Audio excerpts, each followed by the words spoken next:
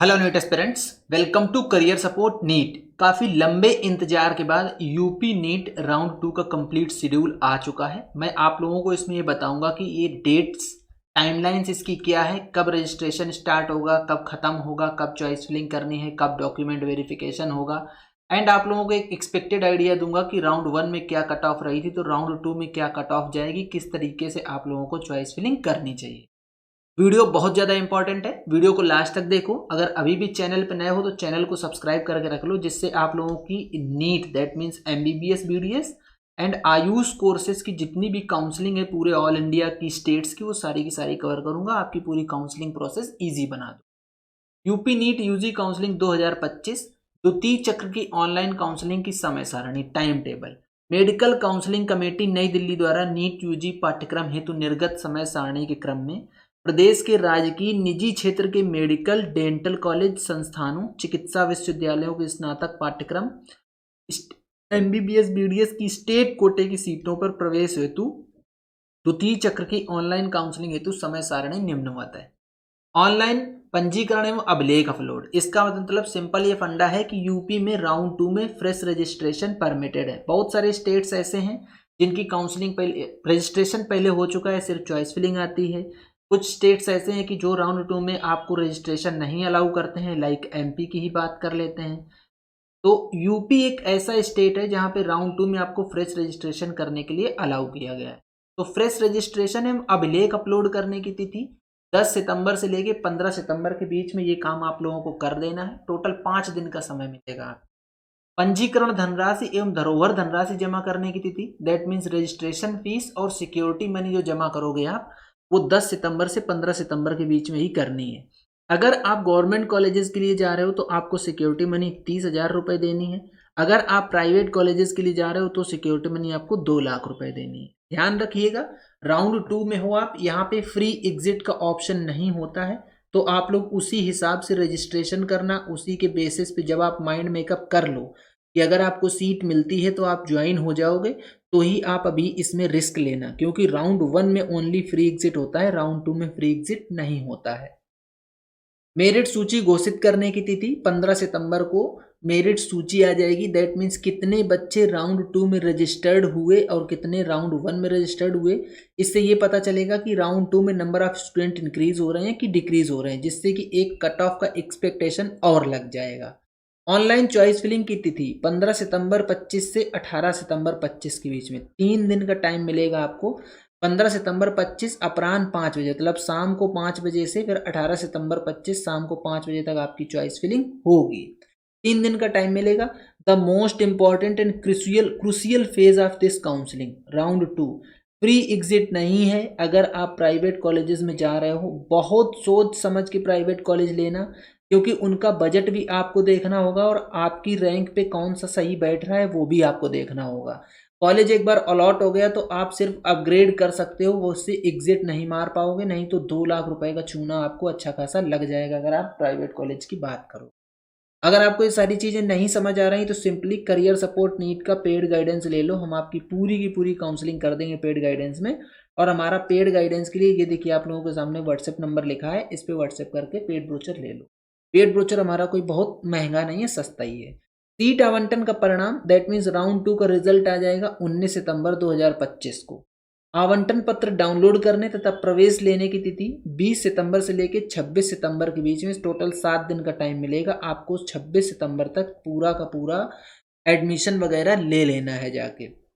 Resign कब तक करना है आपको, रिज़ाइन कहाँ किस तरीके से एप्लीकेबल है, ये सारी चीज़ें आपको आगे जैसे जैसे चलेगा टाइम वैसे वैसे बता दिया जाएगा।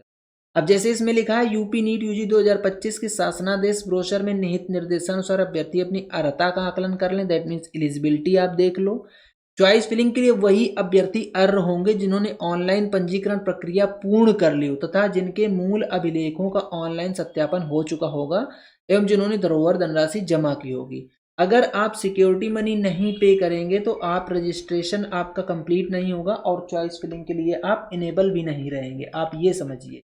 तो आपको सिक्योरिटी मनी पे करनी ही करनी है, there is no doubt.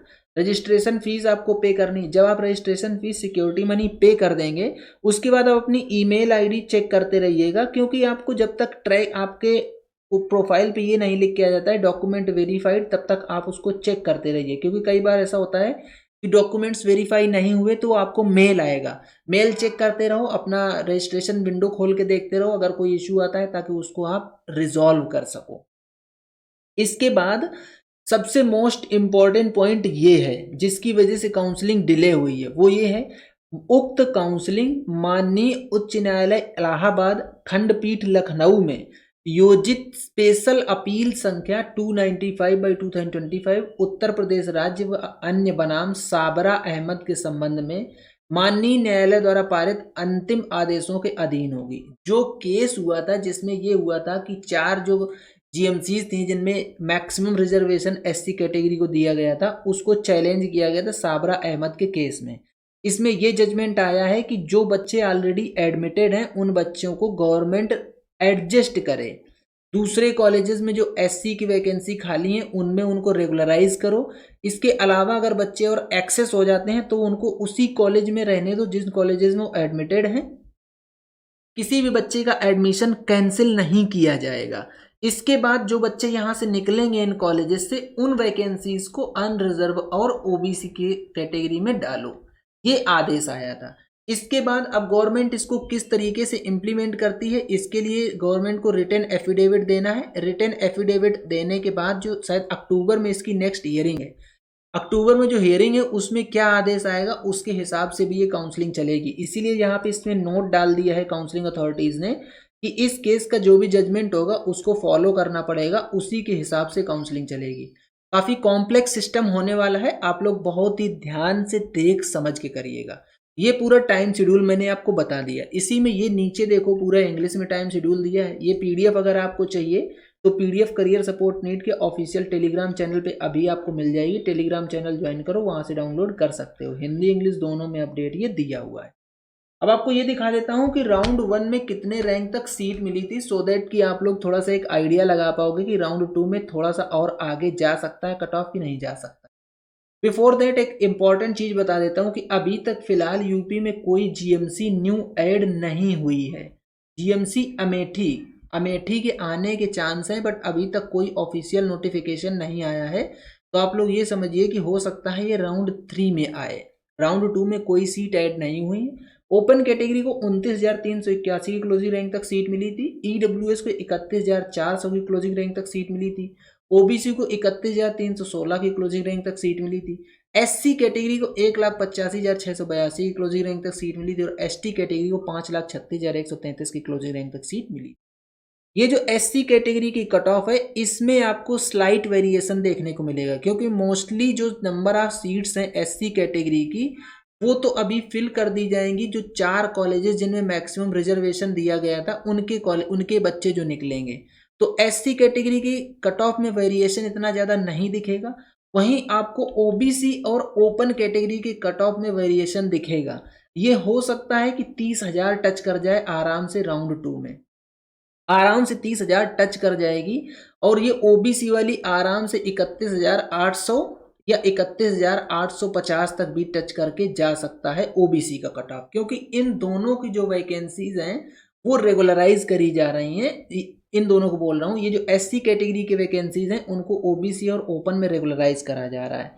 Private college का कट ऑफ काफ़ी ज़्यादा आपको चेंज दिखेगा, काफ़ी वेरिएशन होता दिखेगा उसमें, क्योंकि प्राइवेट की मैक्सिमम सीट्स अभी भी खाली हैं। बच्चों ने अपग्रेडेशन में डाल रखा है, क्योंकि जो फीस बढ़ी है वो बड़ी फीस की वजह से बच्चे सोच रहे हैं कि शायद लोअर फीस के कॉलेजेस में उनको सीट मिल जाए। हालांकि वो उन कॉलेजेस की फीस बढ़ी है जो कॉलेजेस टॉप के हुआ करते थे, अच्छे हुआ करते थे, इसलिए बच्चों ने वो कॉलेजेस तो डाले, अलॉट भी हो गए।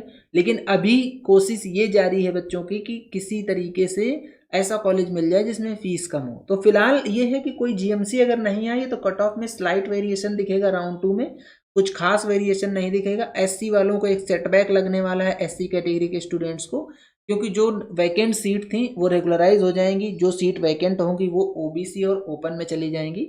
तो थोड़ा सा इस चीज़ का आप लोग ध्यान रखिएगा। अगेन एक फिर से बोल रहा हूँ, अगर आप लोगों को चीज़ें नहीं समझ आ रही, कंफ्यूज्ड हो, कि किस तरीके से पूरी की पूरी काउंसलिंग करी जाए। करियर सपोर्ट नीट का पेड गाइडेंस ज्वाइन कर लो, मैं सारी काउंसलिंग आपकी कर दूँ। गवर्नमेंट बीडीएस की बात कर लेते हैं। 33,521 तक ओपन को मिला था, 36,152 तक ओबीसी को मिला, 1,92,556 एससी को मिला और 5,44,004 की क्लोजिंग रैंक पे एसटी कैटेगरी को सीट मिली। ये आराम से 34,500 टच करेगा, अभी देख लेना ओपन में। ओबीसी आराम से 37,000 के आसपास या 37,200 टच कर जाएगा। एससी वालों का यहाँ पे भी थोड़ा सा मामला गड़बड़ ही दिखेगा। तो आप लोगों को, हाँ फिलहाल मैं देखो ये एक्सपेक्टेड कट ऑफ आपको बता रहा हूँ, आप लोगों को एकदम से घबराना नहीं है कि यार क्या होगा क्या होगा क्या नहीं होगा। तो धैर्य रखिए, काउंसलिंग होती जाएगी धीरे धीरे। अभी राउंड 3 भी आएगा, हो सकता है सीट्स बढ़ जाए तो आप लोगों को उस चीज़ का बेनिफिट मिल जाए। जैसा जो कुछ भी अपडेट आता जाएगा वो आपको प्रॉपर अपडेट यहीं पे मिलता रहेगा। चैनल को सब्सक्राइब करके रख लो, वीडियो को ज़्यादा से ज़्यादा लाइक करो, ज़्यादा से ज़्यादा शेयर करो, जिससे बाकी बच्चों तक भी ये वीडियो पहुँच। आज के वीडियो यहीं तक, मिलेंगे नेक्स्ट वीडियो में नए डेटा के साथ। तब तक के लिए बाय बाय।